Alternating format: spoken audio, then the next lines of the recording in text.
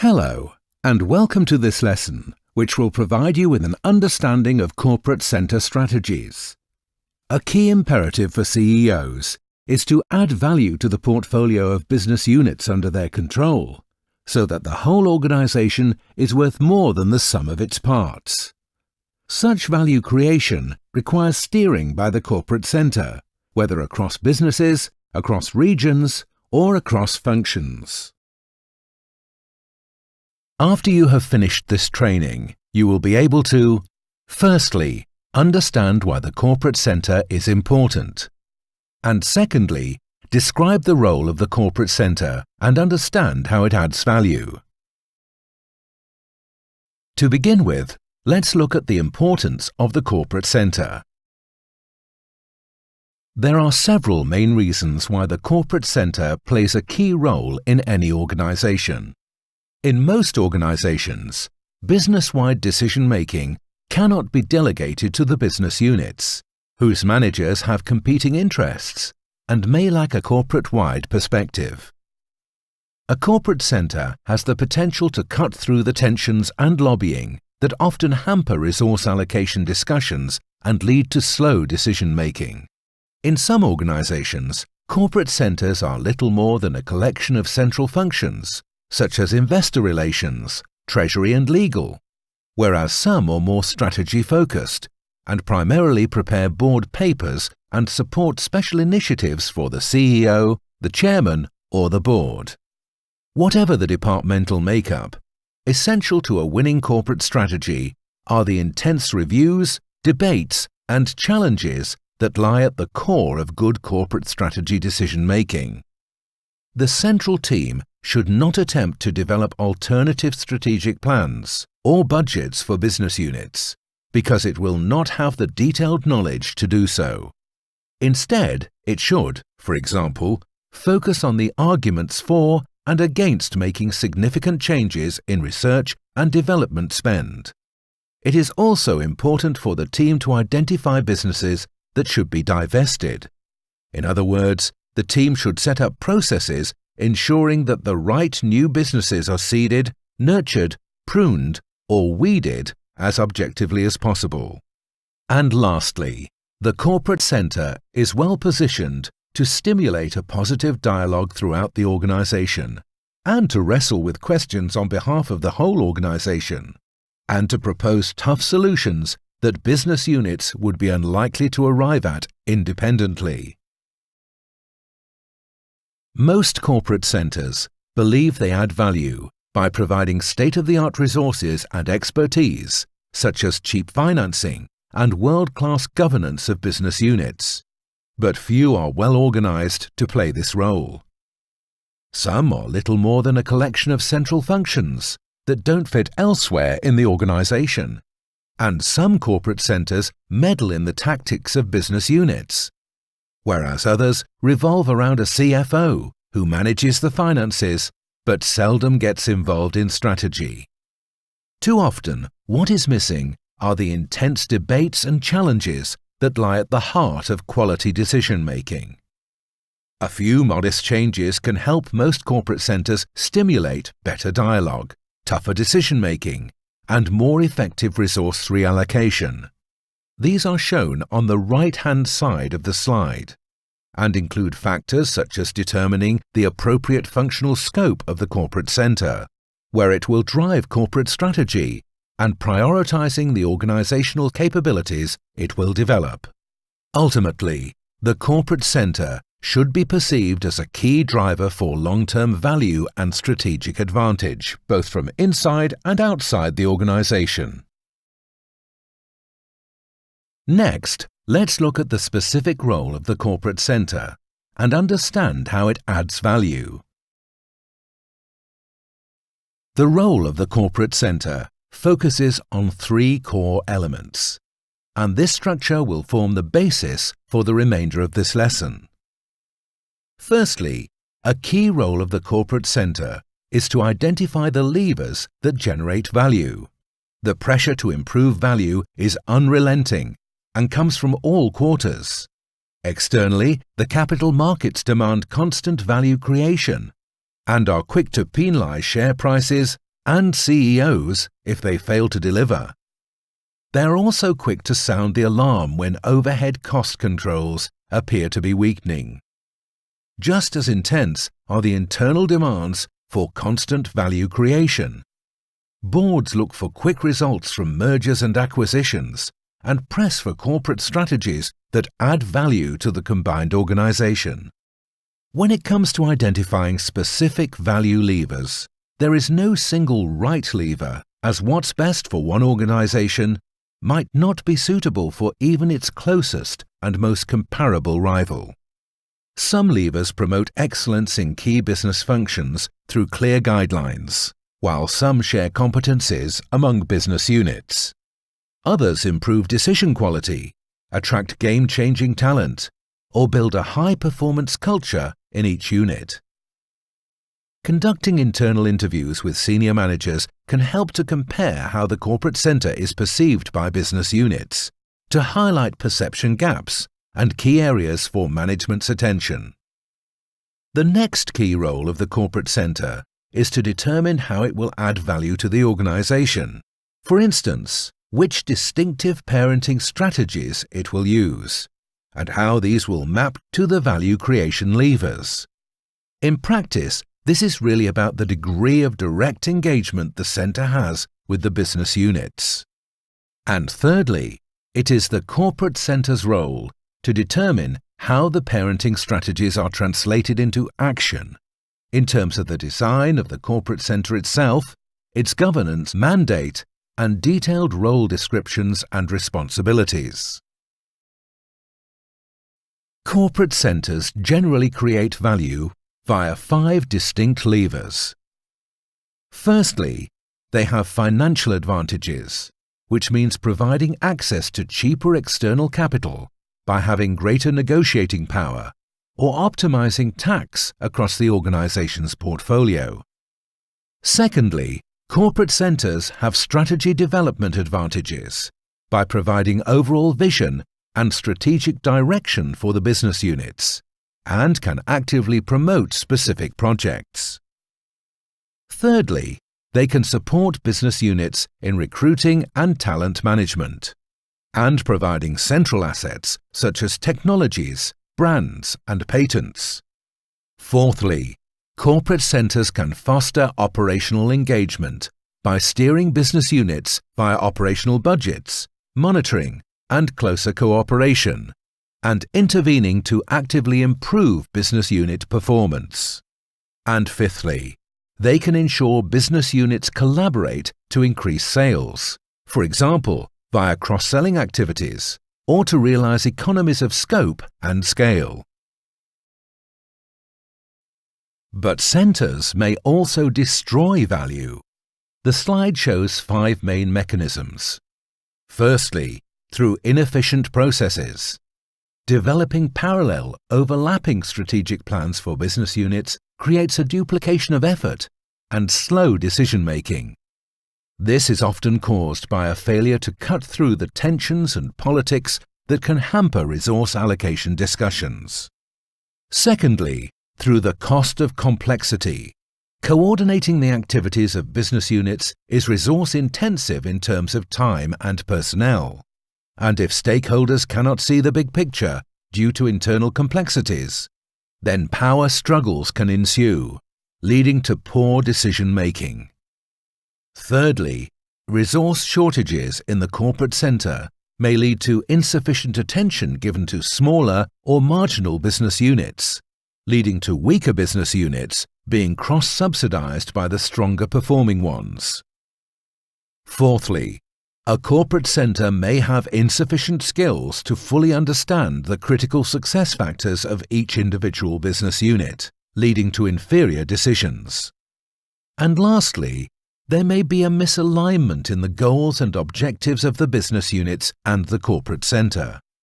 A clear mandate from the CEO helps here, that the corporate center has a mandate to review the portfolio of the business units and to propose shifts in the resources devoted to each business, even well-performing ones.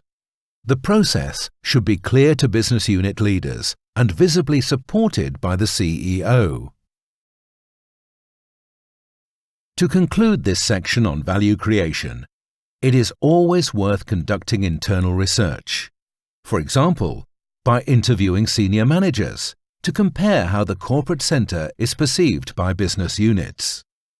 Plotting the results on a chart like the one shown in the slide is useful to highlight perception gaps and key areas for management's attention, such as in people development.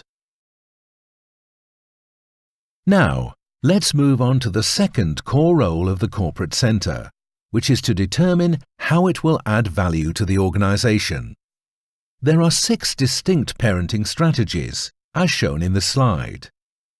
At one extreme is the hands-off owner, which allows the business units to have operating autonomy and requires them only to file regular reports to the parent. At the other extreme is the hands-on manager, an approach that assumes all responsibility for operating the business units, which maintain autonomy only over execution. Between these extremes lie 4 other parenting strategies. On the next slide, I will define these strategies in more detail.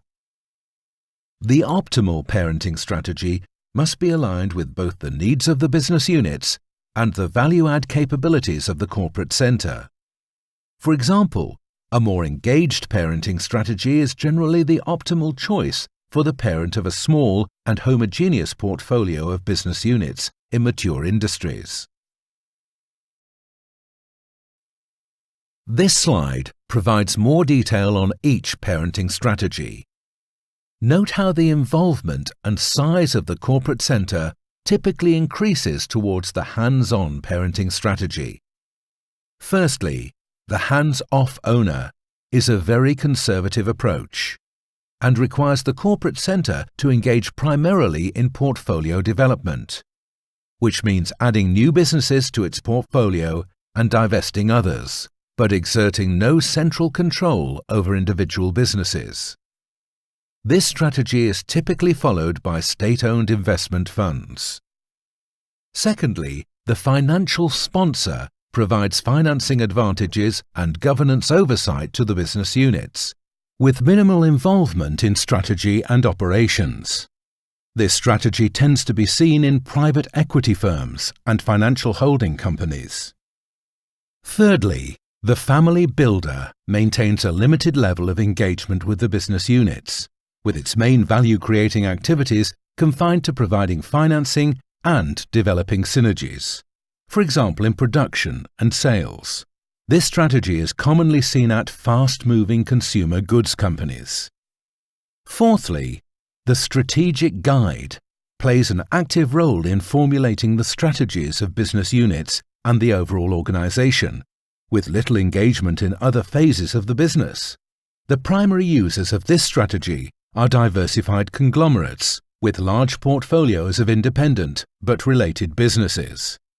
Fifthly, the functional leader adds value by promoting functional excellence and the cost-efficient bundling of services. This strategy is most often seen at large integrated multi-business organizations.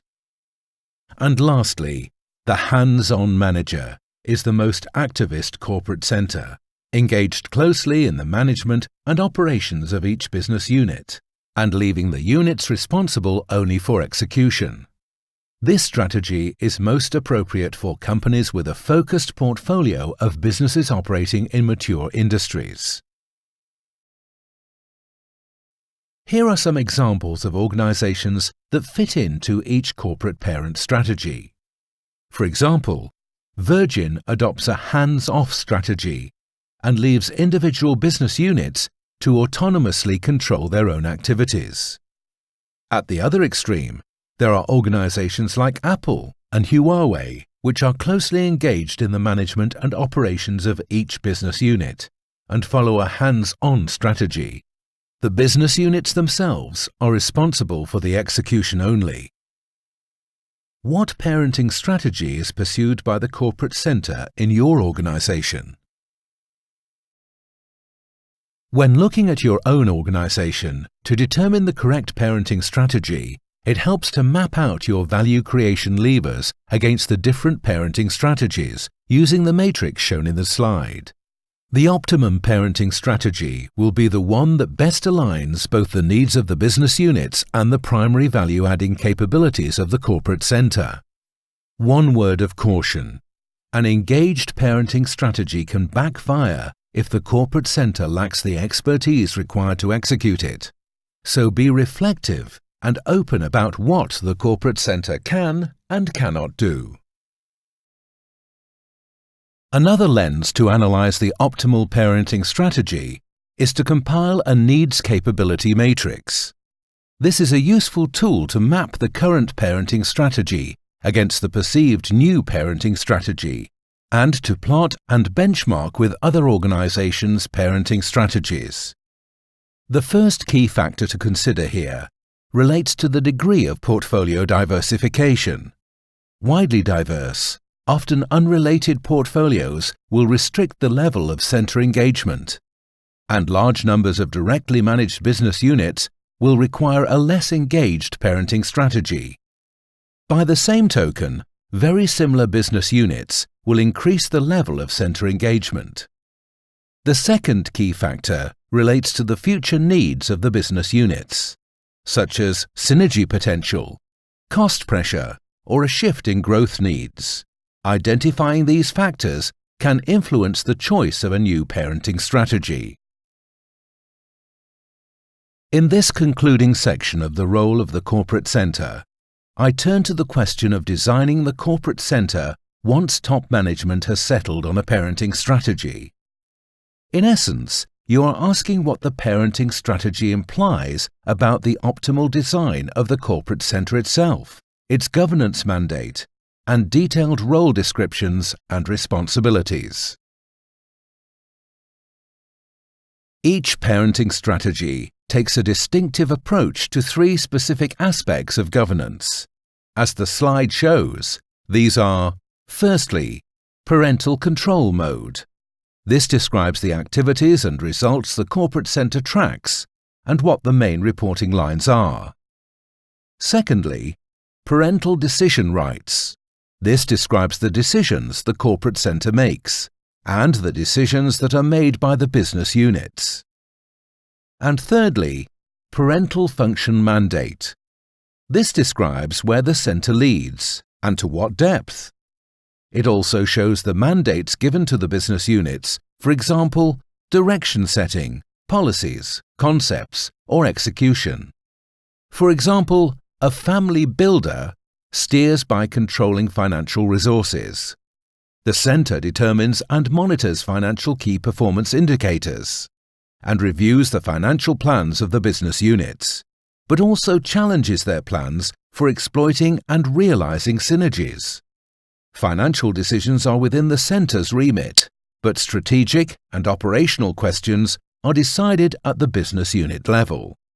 By contrast, a hands-on centre engages with the organisation primarily by controlling operations. It creates detailed plans and budgets for each business unit and drives improvement initiatives at the business unit level. Operating functions at the business units report to their corporate level counterparts and to the business unit CEO, both of which report to the centre's board. As a result, the centre has the authority to make operational decisions, as well as financial and strategic ones. The responsibility of the business units is mainly reduced to executing tasks. Only when these governance principles are clarified can the implications for organizational design be determined. Since the mandates and activities of the 6 parenting strategies differ so widely, the design of their corporate centres is widely different too. Specifically, the centres vary along 5 dimensions: people and behaviours, organisational design, processes, systems and tools, and the use of vendors and sourcing. For example, under people and behaviours, the financial sponsor and family builder require high-caliber finance people. By contrast, the strategic guides key people are experts at developing, implementing, and communicating strategy, and the functional leader requires staff that can combine functional know-how with an understanding of business needs. The hands-on manager needs a central team of skilled operational managers with deep industry know-how. And under vendors and sourcing, aside from legal and tax experts, the financial sponsor and family builder make limited use of external experts. The strategic guide is more inclined to leverage business consultants and research firms on a regular basis. By contrast, the functional leader and hands-on manager typically make heavy use of external service providers that offer cost efficiency or a capability advantage. In summary, for any parenting strategy to succeed, the corporate centre's design must be consistent with the parenting strategy. Once the corporate centre's design has been agreed, then work can begin to define the roles and responsibilities within the centre. The next 3 slides show some examples of how this can be done. This slide shows the example of a strategy function within the corporate centre, together with its key responsibilities and process interventions with the business units.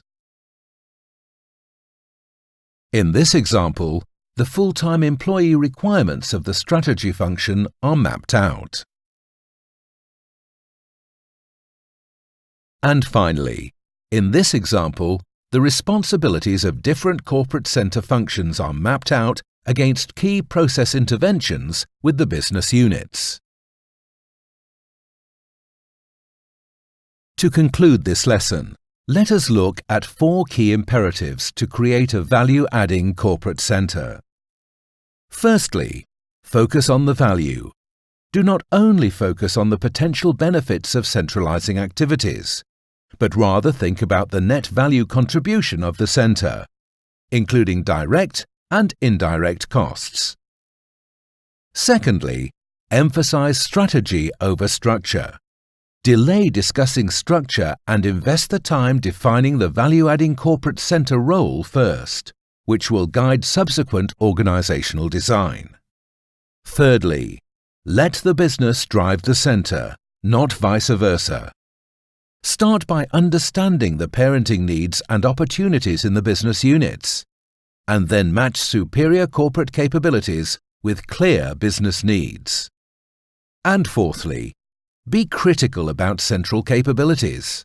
Focus on avoiding value destruction first, before considering doing more. Thoughtful answers to these pointers can lead to a corporate centre design that plays to the strengths of the organisation and meets the needs of the business units. Thank you for participating, and see you next time on another exciting business training lesson from Pontema.